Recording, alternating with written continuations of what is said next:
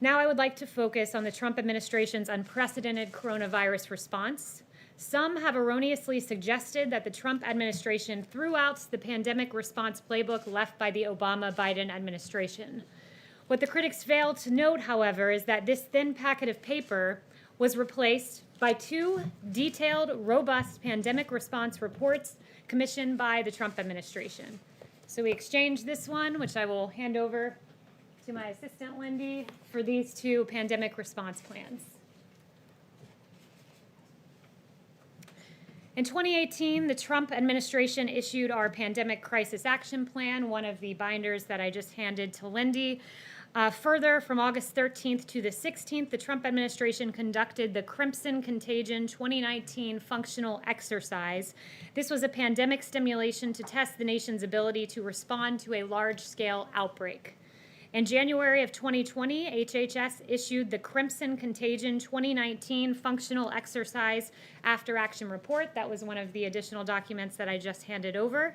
This exercise exposed the shortcomings in legacy planning documents which inform President Trump's coronavirus response beginning as early as January. And those legacy planning document shortcomings were in fact the papers that I just handed over that were provided to us by the Obama-Biden administration. For example, President Trump's Crimson After Action report highlighted that the Obama-era policy directive from November 2016, quote, and I'm quoting from the document, does not provide the requisite mechanisms or processes to effectively lead the coordination of the federal government's response. Instead, President Trump established the White House Coronavirus Task Force and put Vice President Pence in charge of the interagency response. These were effective decisions, and they undoubtedly enhanced our response to the coronavirus. Furthermore, what Crimson Contagion taught us is that President Trump was right all along about misguided economic and trade policies that left Americans vulnerable to pandemics. In June 2016, so many years ago, then businessman Donald Trump said this, quote, America became the world's dominant economy by becoming the world's dominant producer. I have visited cities and towns across this country where a third or even half of manufacturing jobs have been wiped out in the last 20 years. Today, we import nearly 800 billion more in goods than we export. This is not some natural disaster. It is politician-made disaster. That was then candidate Trump, who has now implemented those policies as President Trump. And this forward-thinking vision contrasted with that of President Obama, who said, quote, Trump just says, well, I'm going to negotiate a better deal. Well, how exactly are you going to negotiate that? What magic wand do you have? That magic wand was ripping up the Trans-Pacific Partnership. It was ripping up NAFTA. It was replacing it with the U.S.-Mexico-Canada agreement, a great deal for our automakers and our farmers. And it was ending China's predatory trade policies and negotiating a historic Phase 1 China deal. That is what this president has done. Yesterday, President Trump went to Allentown, Pennsylvania, and visited Owens & Minor, Inc. This was a clear example of domestic manufacturing at work. You saw this administration taking action to restructure and secure our stockpile of medical supplies.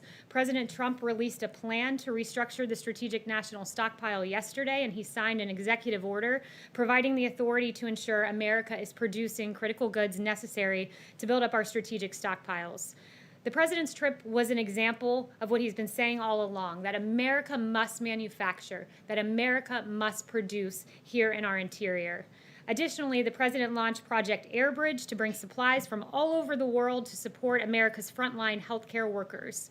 The administration partnered with the private sector to secure donations and production of PPE and other medical supplies, and President Trump effectively leveraged the Defense Production Act, otherwise known as the DPA, to mobilize our country to manufacture and secure massive amounts of PPE and ventilators.